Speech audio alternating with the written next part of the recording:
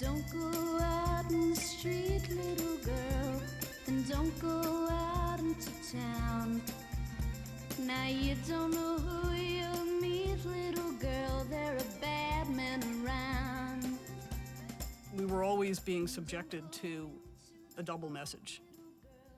Sex was supposed to be okay now, but if we were pregnant, it was our problem.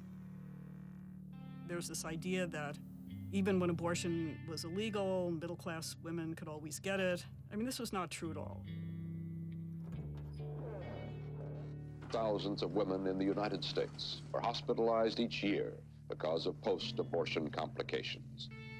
5,000 of these women die.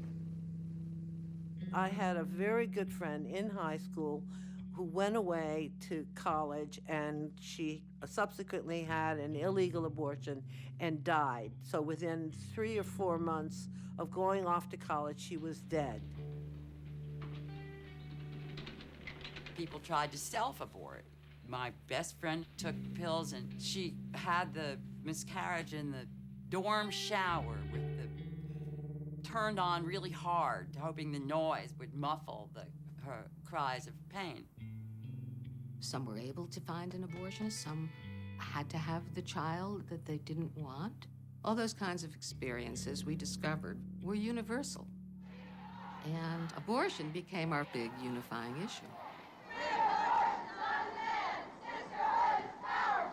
Women have a fundamental right to control their own bodies and to control their own lives.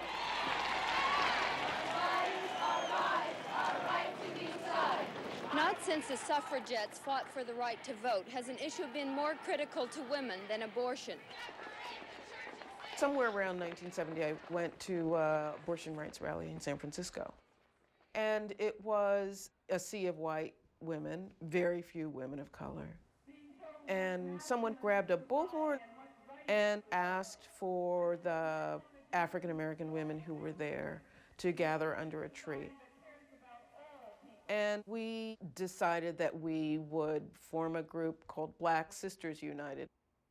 I was very glad that, somebody called African-American women together and said, maybe we have something to talk about that might be a tiny bit different from what's coming from the stage. And indeed we did. I was invited up to Harlem to speak at an event around abortion. Remember, in the Black liberation movement, the big debate is abortion is genocide, women should have babies for the revolution.